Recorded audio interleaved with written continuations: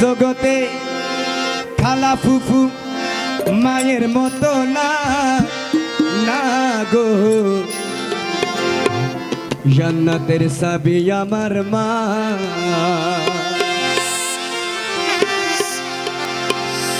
জিনার ঘরে মা জননী এখনো বেঁচে আছেন, মনে রাখবেন আপনার ঘরে একটি জান্নাত এখনো আছে, সুযোগ আপনি দেখতে পাবেন।